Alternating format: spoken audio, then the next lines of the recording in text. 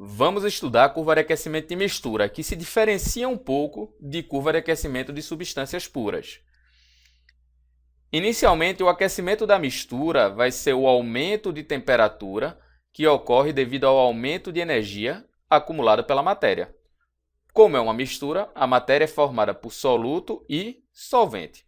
Vamos exemplificar isso com a seguinte situação. Nós temos aqui uma matéria no estado sólido, onde ela é composta por soluto e solvente. O solvente são as partículas em azul, enquanto o soluto vão ser as partículas em verde.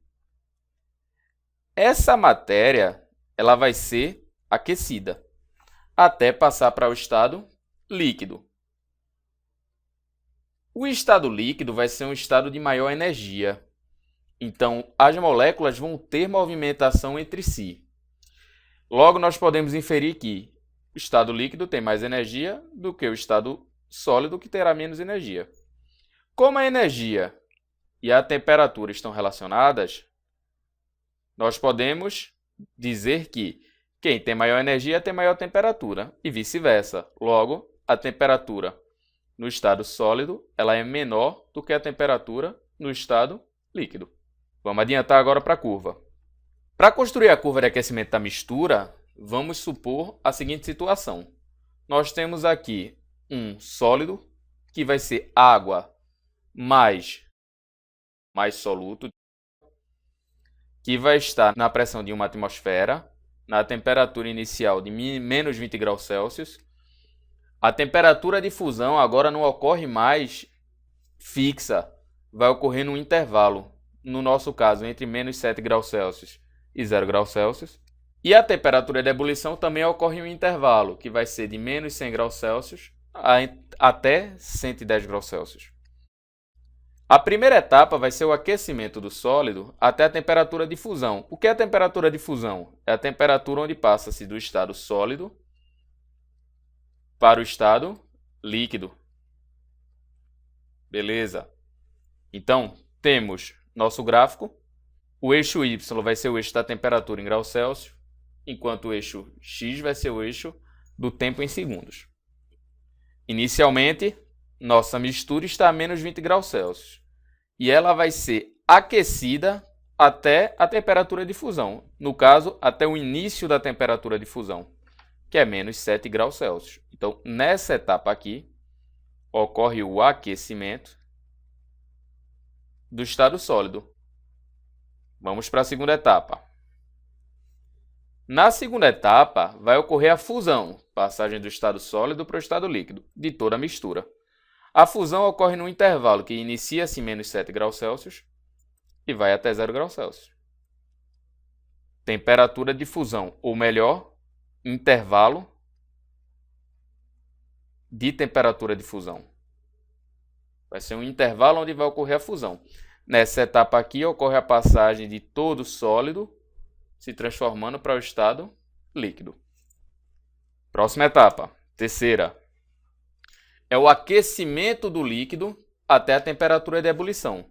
Relembrando, a temperatura de ebulição vai ser a passagem do estado líquido para o estado gasoso. Então, após todo sólido se transformar em líquido, vai ocorrer o aquecimento até o início da temperatura de ebulição. Então, nessa etapa, ocorre o quê? O aquecimento, agora, do estado de agregação líquido. Próxima etapa. Ebulição de todo o líquido. Então, a ebulição ocorre no intervalo entre 100 graus Celsius e 110 graus Celsius.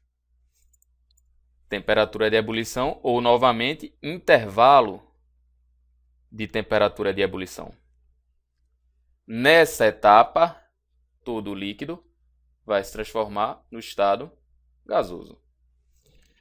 Quinta e última etapa, aquecimento do vapor ou do estado gasoso formado, onde vai ultrapassar a temperatura de 110 graus Celsius. Então, nessa etapa, ocorre o aquecimento do estado gasoso.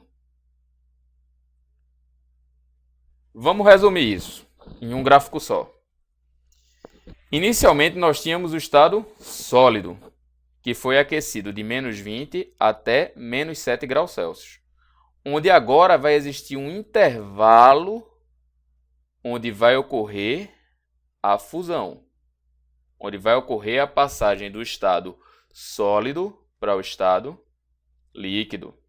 Posteriormente, o estado líquido ter sido formado, vai ocorrer o aquecimento dele, até novamente uma etapa, onde vai ser um intervalo de temperatura, onde vai ocorrer a ebulição, onde vai ocorrer a passagem do estado líquido para o estado gasoso. E por fim, após o estado gasoso formado, vai ocorrer o aquecimento desse estado. Então, em resumo, a curva de aquecimento e mistura seria dada por essa, prestando atenção nesses dois pontos, que agora a fusão e a ebulição elas vão ocorrer em intervalos de temperatura variável e não fixa, como era em substâncias puras.